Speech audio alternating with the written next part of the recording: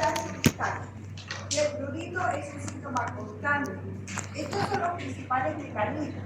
El que es mediado inmunológicamente, pero hay otro tipo de urticarias que son menos frecuentes, también más desconocidas, que son los estímulos son físicos, pero ambas van a llegar a la activación de los mastocitos con la correspondiente liberación de estas sustancias, sobre todo la histamina, que va a ser la responsable de producir el prurito, que va a producir vasodilatación, pero también hay otros fenómenos, hay vasoconstricción, hay otras que también puede suceder, perdón, broncoespasmo. La que es mediada inmunológicamente es una reacción de hipersensibilidad tipo 1, mediada por la IgE, ¿de acuerdo? En cambio, en estos casos son estímulos físicos sin mediación de la IgE. ¿Cuáles son esos desencadenantes? ¿Cuáles son esos activadores de la IgE?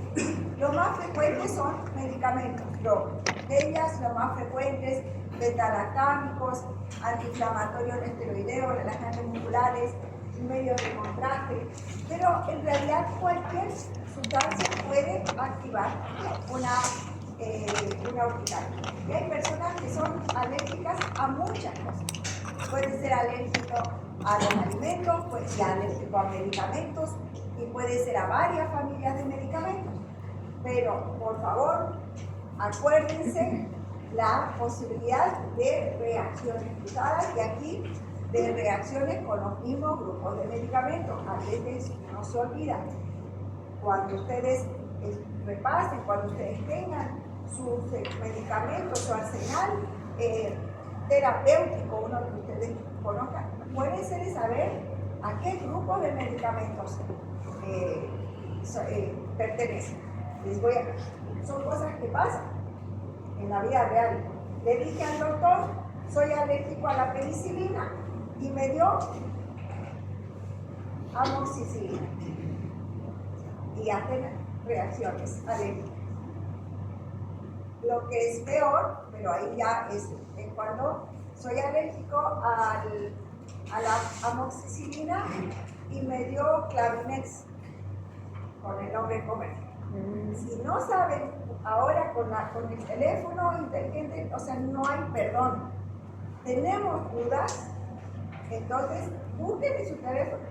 El paciente generalmente sí se acuerda, que generalmente no se acuerda, el medicamento que ha consumido, que ha tomado, lo más seguro es que se va a acordar del nombre comercial. Y es posible que no sepa por qué cada laboratorio le pone un nombre a su medicamento. No tengan vergüenza, no tengan pena, busquen a qué medicamento es. ¿De acuerdo? Corresponde el nombre comercial. Y ustedes le dicen al paciente, oye, vamos a ver, no se acuerda, vamos a buscar. No es ahora, hoy en día, con tanta, la industria farmacéutica es tan grande y hay tantos medicamentos nuevos, entonces no se sientan cohibidos, que a veces uno al inicio del ejercicio hay cosas que uno siente mucho reparo, ¿no?, en compartir o dudas con el mismo paciente, pero de la forma adecuada que ustedes van a ir descubriendo, ustedes pueden compartir eso con el paciente y ser honestos y decir, a ver, vamos a buscar qué medicamento, cuál es el que te dieron. Y lo buscan, listo. Ya, pero no cometan, es peor el omitir eso y dar, o no encontrar el causante o dar un medicamento. Soy alérgico al dioxadol, por ejemplo. Dioxadol, ¿quién se acuerda de los nombres? ¿Qué medicamento? ¿Cuál es el nombre genérico? ¿Y otro?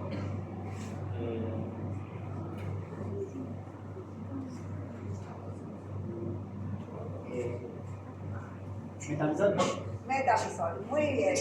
Entonces, soy alérgico soy alérgico al dioxadol. Ya, entonces una ampollita de metamizol. Es lo mismo. ¿No es cierto? Así que, ojo. Alimentos, marisco, pescado, cerdo, frutos secos, tortillas, chocolate. Esto es lo más frecuente. Alimentos, salicilatos, colorantes como la tartracina, conservantes. ¿Cuál es la urticaria física? Los principales desencadenantes: calor, luz, frío, presión, vibración, agua. Clínica, prurito. Unas ronchas que no tengan prurito tienen que pensar en otras posibilidades. La urticaria generalmente se acompaña de prurito. Las ronchas, los sabones, duran 24 horas. Aparecen y van cambiando de lugar y al desaparecer no dejan rastro. La piel pueden ser circunscritos, pueden ser aislados, pueden ser confluentes, pueden ser pequeños, pueden ser gigantes. Hay diferentes formas que ustedes al hacer la digitopresión desaparecen completamente. Cuando hay edema en las mucosas, se llama angioedema. Puede acompañarse de dermografismo. El dermografismo es cuando ese edema dérmico se produce siguiendo el trayecto de una área de presión. Por ejemplo, cuando el paciente se rasca, aparecen las líneas del dedo, que no necesitan lastimarse, las líneas rojas, eritematosas. Si pasamos un bajalengua de una presión, igual. Si hay algo que le aprieta el cinturón, el pantalón, va a seguir el trayecto de esa presión. Eso es el termografismo. Y se mide también por cruces. Cuando es solo el eritema, una cruz. Si hay eritema y edema, son 2 cruces. Si hay mucho edema, 3 cruces. La urticaria aguda dura hasta 6 semanas. Algunos autores dicen hasta 8 semanas. Estamos mirando con Falabella. Más frecuente en niños, adultos jóvenes, en ambos sexos por igual. ¿Cuáles son los antígenos o alérgenos más frecuentes? Falabella usa las 4 Is, que pueden ser cómo puede llegar a entrar en el organismo, estar en contacto por ingestión, por infección, por inhalación, por inyección. Los más frecuentes, alimentos, fármacos, picaduras de insectos, infecciones y parasitosis. Entonces tenemos que investigar todos esos antecedentes. En la urticaria crónica, cuando pasan más de 6 semanas, que es más frecuente en mujeres y adultos, aquí le aumentamos estas son el estrés y las enfermedades autóimunes.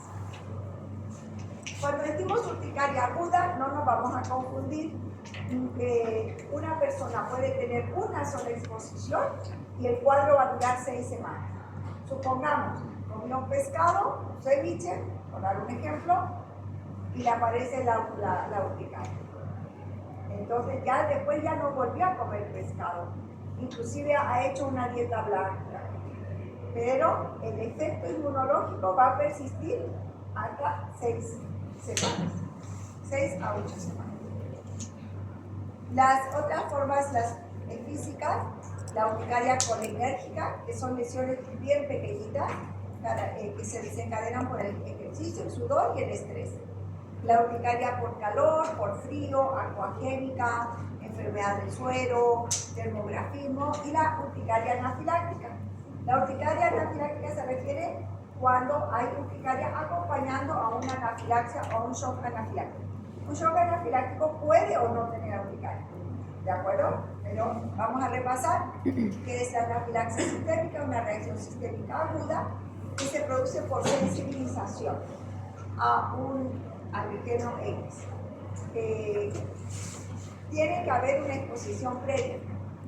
Puede ser que el paciente no se acuerde. Por ejemplo, recibe una inyección de penicilina y hace una anafilaxia. No, pero si es la primera vez que me pone. Seguramente tuvo contacto, que podría ser hasta con el polvito. A veces aquí suelen comprar el polvito de la penicilina, de la amoxicilina y ponen en una herida. Eso ya es una forma de sensibilización. Entonces, cuando es la primera exposición, no van a ser alérgicos. Es cuando hay una reexposición. ¿Ya? Y estas son las manifestaciones, sibilancias, todo, diarrea, puede haber mareos, cefalea, pérdida de conciencia, cambios de la presión o alteración de la frecuencia cardíaca y puede llegar a la muerte. Es una emergencia médica y si ustedes están ante un caso así, tienen que asegurar vías aéreas, vía endovenosa, administrar epinefrina, puede ser por vía intramuscular, pero puede ser también por vía subcutánea, si hay hipotensión, dopamina, ir administrando corticoides sistémicos y antihistamínicos endovenosos. Solo tienen fenilamina y clorfenilamina por vía endovenosa. Si van a administrar hidrocortisona en bolo en dosis muy alta, tienen que tener cuidado porque puede producir también arritmias cardíacas. La hidrocortisona se tiene que monitorizar bien al paciente. ¿Qué hacemos frente a una urticaria? Volvemos solamente a la urticaria. La historia clínica, el diagnóstico lo hacemos con la historia clínica, examen físico. ¿Cuándo pedimos laboratorio para la urticaria? En un caso de una urticaria aguda, cuando es un cuadro muy severo, entonces vamos a pedir laboratorio para poder medicar, usaremos corticoides en dosis más altas. Y cuando es refractario al tratamiento, pues, damos un tratamiento y no mejora nada, entonces podemos pedir antes. Pero pedimos estos de aquí para buscar la causa o para que vamos a dar un tratamiento más fuerte con corticoides. ¿Por qué? Big Test, que es para una introducción de las sustancias, para identificar causas cuando no sabemos, se va a hacer recién cuando ha superado un cuadro alérgico. No se hacen test alérgicos en el momento del cuadro, ni siquiera muy reciente. Por lo menos hay que tener un reposo inmunológico de unos 2 meses. La IgE total, eso sí podemos pedir, y la específica, en algunos laboratorios hacen, por ejemplo, si es IgE específico para un medicamento, por ejemplo. No sé aquí en Santa Cruz, la verdad, quién estará haciendo esto. Pero la IgE en cualquier laboratorio. Tratamiento, identificar y apartar el desencadenante, la dieta y los cuidados hipoalergénicos. Aunque sea una urticaria por medicamento, igual tienen que hacer dieta y cuidados hipoalergénicos, no usar cremas, perfumes, nada con químicos, por las reacciones cruzadas, hay que evitar. Antihistamínicos, H1 como la loratadina, cetericina, puede ser por vía oral, puede ser por vía intramuscular, puede ser por vía endovenosa. ¿De qué va a depender? De la severidad del cuadro. Una urticaria leve, ustedes le pueden dar una loratadina una semana y se va a resolver, o quizás se resuelve en 24 o 48 horas. Pero es un cuadro muy severo, tendrán que dar por vía intramuscular, por vía endovenosa, y si es mucho, hay que internarlos y que reciba la medicación por vía endovenosa. ¿Puedes apagar toda la luz, por favor, para que veamos las imágenes? Estas son los sabones, las ronchas. Son lesiones clareadas, a veces puede dar un aspecto clareado porque el edema dérmico produce vasodilatación, va a llevar al edema y a ese edema mismo puede también contraer algunos vasos adyacentes y producir ese efecto de clareamiento. Pero sobre todo se ve el edema. Puede tener diferentes formas, puede ser confluentes. Aquí el edema, estas lesiones como formando como anillos, que de lejos puede parecer otra cosa, pero puede parecer de lejos, ¿sí? Pero al hacer el examen, ya sabemos que la tiña van a haber contrículas, van a haber vesículas, van a haber escamas. Y aquí hacemos digitopresión y desaparece. Este es el dermografismo. Aquí tienen también edema. Angioedema, edema palpebral, puede ser en labios. Una señal preocupante es cuando el paciente siente un carraspeo de la garganta, un picor, un carraspeo de la garganta, porque puede significar que vaya a hacer o que esté haciendo un edema de glotis. Erisipela. La erisipela es una infección que está principalmente causada por el estreptococo metamolítico del grupo A, pero puede también estar asociada al Staphylococcus aureus, y en este caso generalmente es la forma ampollar. Afecta el tejido celular subcutáneo y va acompañada de linfangitis. Generalmente el organismo va a entrar en la piel a través de una picadura. Puede haber una absorción de continuidad, por ejemplo, una tiña apendix, una onicomicosis, pero puede pasar también desapercibida esa puerta de entrada y no saber por dónde. Es frecuente la recurrencia, especialmente los pacientes que tienen estasis venoso, que tienen un edema crónico y que tienen diabetes mellitus. Inicia con un periodo prodrómico de fiebre, malestar general y escalofríos, dolor local. La localización más frecuente en los miembros inferiores y es de forma unilateral. Las placas, inicia con fiebre, con malestar. En las formas recurrentes, esos pacientes que cada cierto tiempo tienen, pueden no tener ese periodo prodrómico. Pero en la que es primer episodio siempre aparece malestar general, el periodo de septicemia. Y después se localiza en una sola región.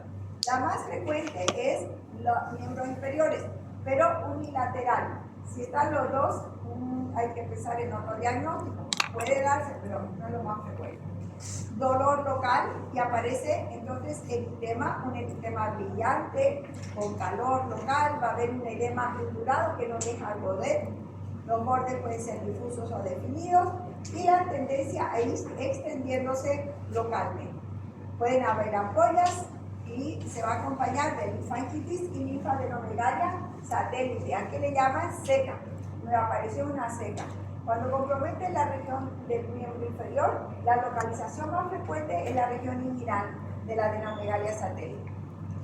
Las complicaciones, cuando las hay, linfedema crónico, elefantiasis. Aquí vemos una imagen, pero en un brazo, que no es lo más frecuente, pero puede darse. Eritema, un eritema vivo, brillante. Aquí arriba pueden ver el signo, se va a ver mejor. Cuando hay mucho edema en la dermis, aquí se ve mejor. Comenzó en el tobillo y se ha ido extendiendo hasta el tercio superior de la pierna. Y esto que ustedes ven aquí, como un sacudidito, esto se llama el signo en la piel de cáscara de naranja, porque es por edema dérmico. Aquí hay una erisipela ampollar y se ve un eritema purpúrico, y aquí también hay un poquitito de edema dérmico. Otra erisipela ampollar tiene menos eritema, tiene más ampollas y algunas vesículas. Podríamos decir aquí un diagnóstico diferencial, una dermatitis de contacto alérgica aguda, el antecedente de si ha tenido fiebre, si tiene calor local, contacto con sustancias, son diagnósticos también diferenciales. Esta paciente esta es una imagen que, aunque es de atrás, es muy frecuente ver en nuestro medio, porque hay un aumento de volumen de la pierna, se ve aquí que está comenzando a hacer una linfangitis, un linfedema crónico. Hay una hiperkeratosis plantar con una fisura ahí también. Tratamiento: cuando afecta al miembro inferior, la pierna tiene que estar elevada a 30 grados. No sirve el estar sentado y levantar la pierna ahí con un solito. Uno tiene que estar echado y la pierna a 30 grados para que haya a favorecer el retorno venoso. Compresas frías, analgésicos, antiinflamatorios. La penicilina procaínica por 80.000 unidades cada 12 horas con fibra muscular es el tratamiento de lesión, pero es muy doloroso. Podemos dar tratamiento por vía oral con antibióticos como claritromicina, ciprofloxacino, que están indicados en pacientes que tienen, por ejemplo, alergia a la penicilina. Sí, pero son caros y tienen que ser pacientes confiables, que van a cumplir el tratamiento. Ya. Quien no tiene alergia a la penicilina, también hay que hacerlo. Después, profilaxis con penicilina benzatínica, un 200.000 cada 20 días, 3 dosis. En caso de requerir internación, entonces vamos a decidir cuál es la mejor opción, sabiendo cuáles son los probables agentes biológicos. Pero no sirven los cultivos en la erisipela, generalmente no crece nada. ¿Cuáles son los criterios de internación? Cuando hay una patología de base, diabetes mellitus no compensada o descompensada, la edad, con las personas con edad muy avanzada, la localización, por ejemplo, en la cara, una erisipela en la cara, cuando está en mal estado general, cuando hay mucho compromiso vascular. Y cuando, por ejemplo, cuando el paciente tiene un eritema purpúrico. Cuando hay estas lesiones purpúricas, quiere decir que hay mucho compromiso vascular, entonces necesitamos también usar el apoyo del cirujano vascular o empezar con un anticoagulante también. Cuando no hay respuesta, a veces pacientes que tienen recurrencias, entonces ya la penicilina no le hace efecto, necesitamos tratamientos más agresivos, entonces también puede ser un motivo para internar al paciente. Eritema multiforme. Es una reacción inmunológica autolimitada de la piel que se produce por hay un compromiso tanto en la piel como en las mucosas. Y se llama también eritema polimorfo porque presenta varias lesiones simultáneas. Una de ellas, que es muy característica, es la lesión en iris, o también conocida como lesión en tiro al blanco o en diana. Los desencadenantes más frecuentes, medicamentos, pero en casos, sobre todo, generalmente a una sola vez, pero pueden haber eritemas multiformes recurrentes, y en esos casos puede asociarse con infecciones, por ejemplo, por herpes simple o micoplasma, o cuando no se identifica puede ser idiopático y puede ser una paraneoplasia, o sea, asociado a un tumor maligno interno. Inicia con malestar general, dolor, mialgias, fiebre, pueden haber artralgias, y aparecen las lesiones en diana o iris, les voy a mostrar ahorita. Ya les mencioné que van a aparecer varias lesiones. El eritema multiforme característico es un poco violáceo o como vino tinto, que lo van a ver después. Se distribuye en cualquier parte del cuerpo, pero es más frecuente en extremidades y regiones palmoplantares. Se presenta como crisis agudas que duran entre 2 a 3 semanas y puede haber recurrencias. Conducta. Laboratorio de rutina, porque vamos a usar corticoides.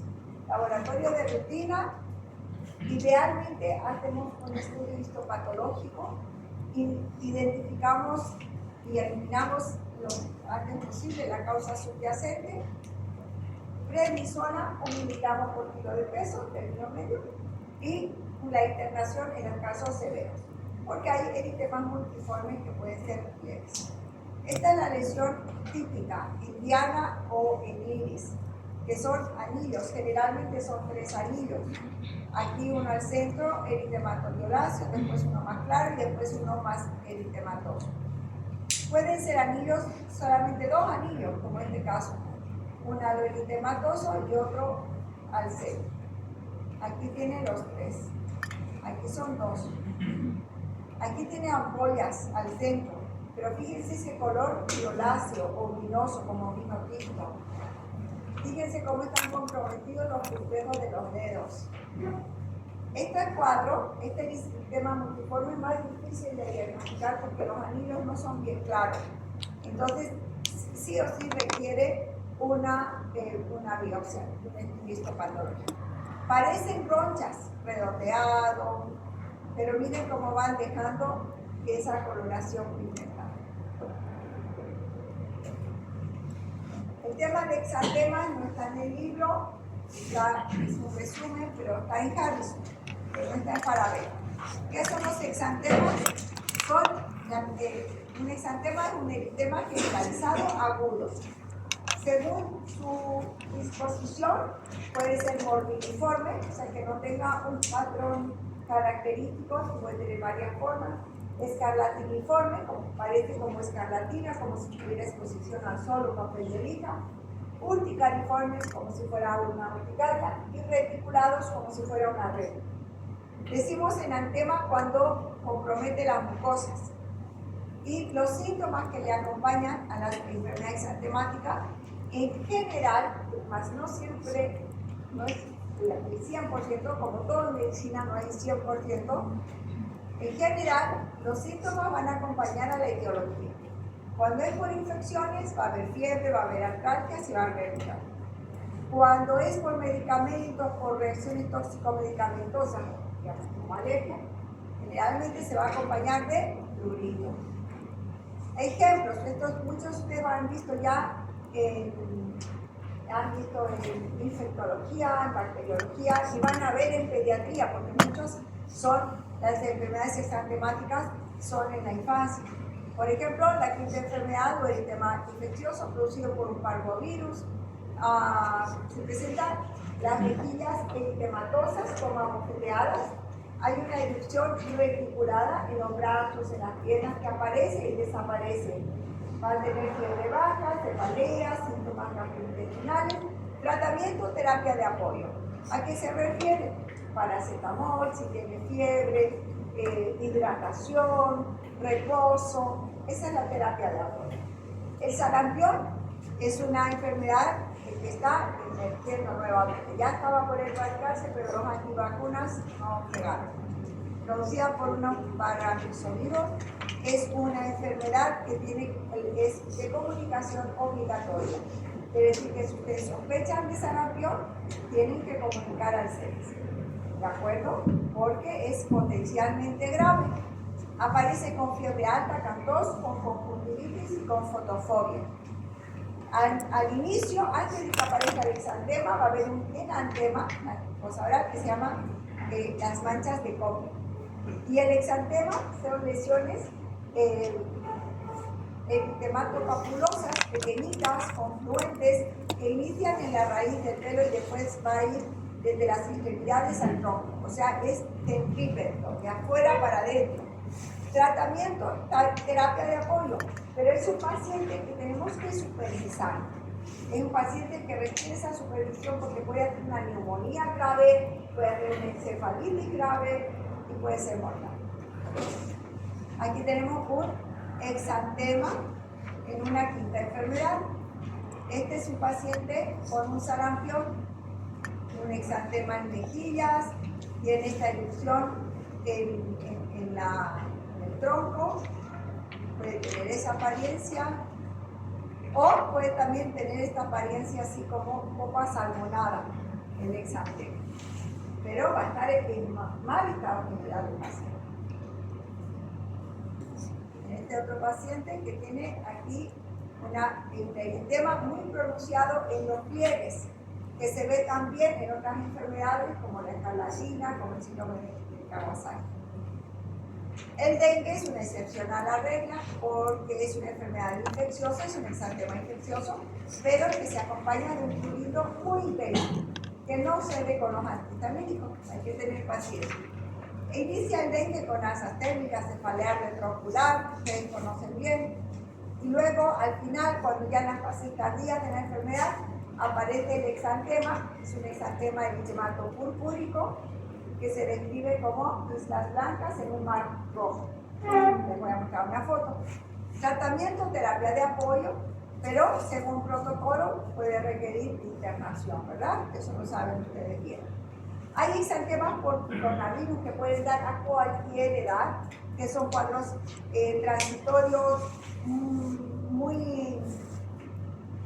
que son autolimitados, que pueden acompañarse de un poquito de fiebre, de malestar, cefalea y diarrea. Y las erupciones, el tipo de exantema puede ser variado, puede ser escalariforme, puede ser urticariforme. Y el tratamiento, terapia de apoyo, nada más. Esta es una imagen de una paciente con exantema por dengue. A esto se refiere con el mar rojo y con islas blancas. La rubeola, con la vacuna cada vez tenemos menos, que bueno, se presenta con fiebre moderada, comienza en el rostro, luego en el cuerpo, son máculas y pápulas de un color eritematoso pero pálido, casi rosado. Tiene una linfadenopatía cervical posterior muy característica. Cuidado en el caso de la mujer embarazada que contraiga varicela por la varicela congénita en el embarazo, desgraciadamente no tiene tratamiento. Ahora, las fiebres manchadas se refieren a exantemas bacterianos producidos generalmente por riquecias.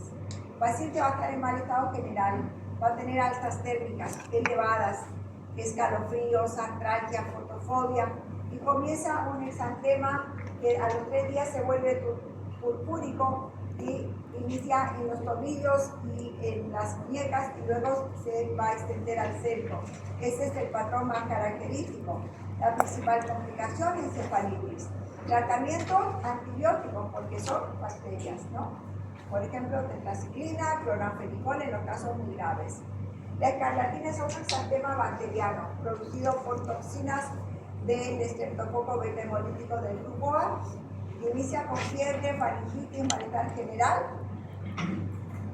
y luego, entre 1 a 2 días después de haber tenido el cuadro respiratorio, comienza con las lesiones cutáneas. Primero la lengua frambuesada, primero blanca, después roja, después aparece un exantema, que son pequeñas, diminutas pápulas eritematosas, que se describen como papel de lija o por quemadura solar. Primero es en la cara, en el cuello, después va al cuerpo y extremidades, o sea, es descendente. Hay una palidez alrededor de la boca y las líneas de Bastia, que son ese eritema en las zonas de los pliegues. En la fase tardía va a haber una descamación generalizada que a nivel de las palmas y las plantas se conoce como descamación en el calcetín o en el guante, porque sale la piel en una sola lámina. El diagnóstico es importante, hacer el cultivo faríngeo y el artestreptomicina, porque nos va a ayudar a tener un asco para monitorizar por el riesgo de la escarlatina de que lleve a una glomerulonefritis, inclusive también a una fiebre reumática. Tratamiento: penicilina procaínica a pacientes alérgicos, eritromicina. Aquí vemos esta palidez central, también hay el signo de que está como abofeteada las mejillas. Aquí vemos la lengua aframbuesada, este exantema. Y bueno, para terminar la clase, hablamos un poquito de picaduras, morduras de artropo. Este tema está bonito en Falabella, les aconsejo que lo revisen. Yo solamente les voy a dar algunos criterios básicos porque hay muchos tipos de picaduras. No vamos a hablar de las picaduras grandes o las que desencadenan shock anafiláctico, no, eso ya más o menos ya lo saben. Solamente mencionar que uno, generalmente el paciente relaciona, se da cuenta de cuando le ha picado. Generalmente, excepto la picadura de araña, que generalmente en la noche. Hay unas pápulas eritematosas o un eritema con una pápula, con una cosa hemática o una vesícula en el lugar de la inoculación del veneno. Y los síntomas más característicos: prurito, entumecimiento y sensibilidad. Las personas muy alérgicas pueden hacer shock anafiláctico, por ejemplo, la picadura de abeja. Las picadas de araña, el cuadro es más aparatoso. No estoy hablando de picadas de viuda negra, que se han dado algunos reportes en Oruro y en Cochabamba. Aquí en el oriente no teníamos, pero esta es la araña común. Va a presentar un área de eritema, induración, ampolla, va a haber isquemia y necrosis en el lugar de la picada. Ahora, ¿puede un paciente con una picada de araña hacer una reacción sistémica? Sí, una persona que ganó cuadros de tipo alérgico, pero no es como la picada de la viuda negra o la mordedura de la serpiente, que elimina esas toxinas tan generales, ¿no? Estas son las comunes, va a producir un daño local. Las mordeduras de garrapatas pueden ser asintomáticas, pueden ser pruriginosas, y si al retirar la garrapata quedan partes del aparato bucal de la garrapata, puede formar un granuloma que puede persistir, que a veces por años, con un prurito intenso. Recordar que las garrapatas pueden ser vectores de enfermedades, aunque en nuestro medio casi no tenemos estos casos, pero ustedes tienen que saber que pueden transmitir enfermedades por riquecias, por bacterias o por virus. Aquí tenemos, puede ser por picaduras de hormigas, múltiples son las picaduras y se forma este halo eritematoso. Algunas personas pueden hacer este tipo de reacción ampollar en el lugar de la picadura, sobre todo las picaduras de mosquitos personas que nunca han estado expuestas a los mosquitos. Pero fíjense, un diagnóstico diferencial podría ser un impétigo ampollar, pero no tiene el halo eritematoso. Aquí vemos picaduras de pulga, pápulas eritematosas con una, aquí no se ve, aquí se ve la pequeña costra hemática, que había una pequeña vesícula, y esta forma lineal es característica de la picadura de pulga. Saltan y van a picadura de araña, área de necrosis, eritema y un halo de necrosis. ¿Qué tratamiento daremos aquí? Si tiene prurito, ¿qué tratamiento le daremos?